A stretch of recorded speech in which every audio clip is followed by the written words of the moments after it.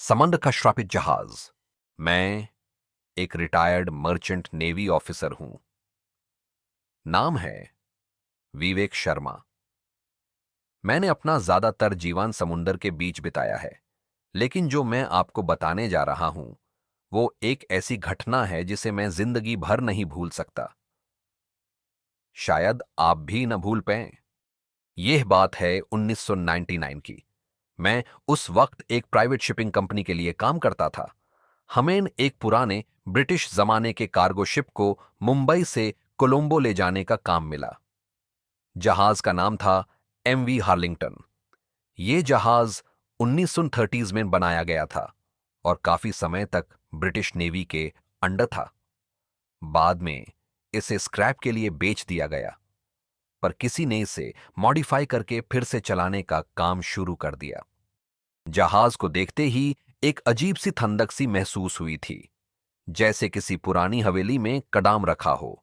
Iron का बना ये जहाज बाहर से तो ठीक लगता था, पर अंदर से सब कुछ पुराना और सन्नाटा भरा था। कबीनों के दरवाजे चीखते थे और अंधेरों में हवा के सथ कुछ सुर सुर की आवाज सुने देती थी। हमारी टीम में 12 लोग थे। हर किसी के चेहरे पर एक अजीब सी चिंता थी। शुरुआत के 2 दिन सब ठीक था, पर तीसरे दिन से कुछ अजीब होने लगा। रात के समय इंजन रूम से किसी के बात करने की आवाजें आने लगी। जब मैंने और राजन इंजीनियर ने नीचे जाकर देखा तो वहां कोई नहीं था, पर कुछ टूल्स अपने आप हिल रहे थे और एक पुरानी डायरी मिल गई। डायरी पर लिखा था, we shouldn't have taken her back to sea, the souls are restless.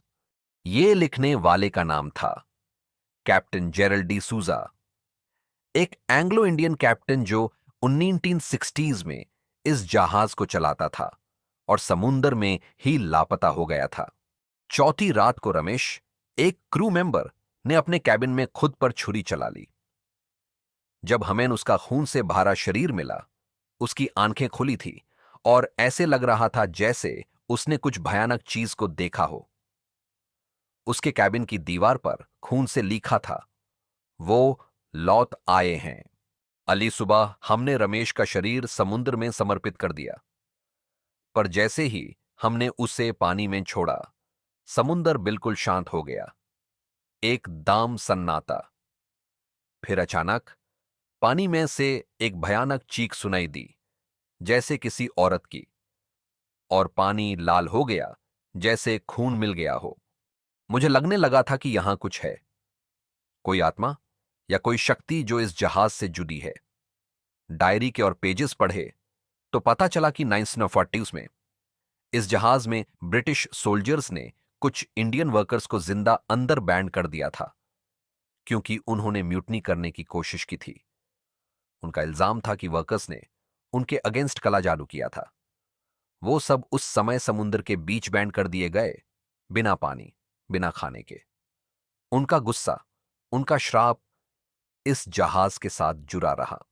5वें दिन मैं खुद अपने कैबिन में किसी की सांस की आवाज सुनने लगा। जब मैं पलटा, एक आदमी आधे जाले चेहरे के साथ मेरे सामने था। उसने कहा, तू भी मेरेगा जैसे बाकी मारे, और फिर हवा में गायब हो गया। मेरी नींद उड़ गई थी।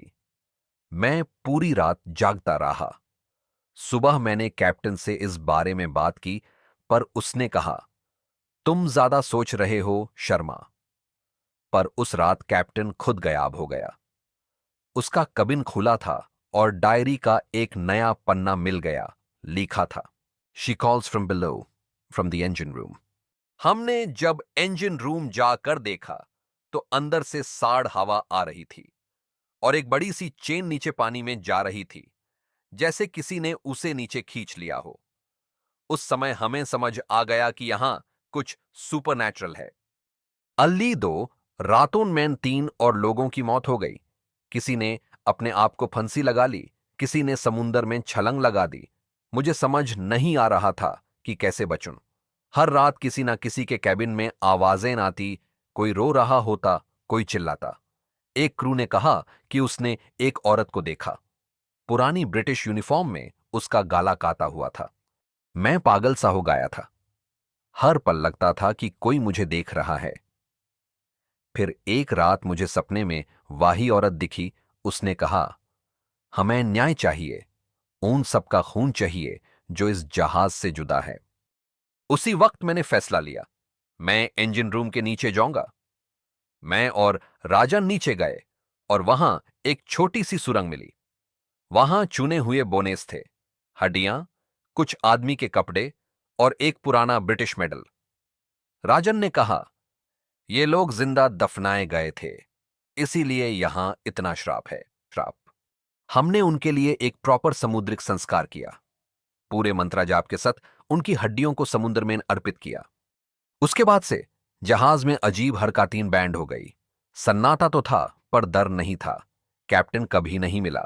उन लोगों की मौत का भी कोई लॉजिक नहीं मिला। आज भी जब मैं समुद्र के पास जाता हूं तो कभी कभी उसी औरत की आवाज सुनाई देती है, शुक्रिया। लेकिन एमवी हार्लिंगटन उस दिन के बाद दोबारा कभी समुद्र पर नहीं चली। उसे श्रीलंका के एक पोर्ट में खड़ा कर दिया गया है। वहां के लोग कहते हैं रात को उसके अंदर से आवाजें आती हैं। शायद सब कुछ खत्म नहीं हुआ।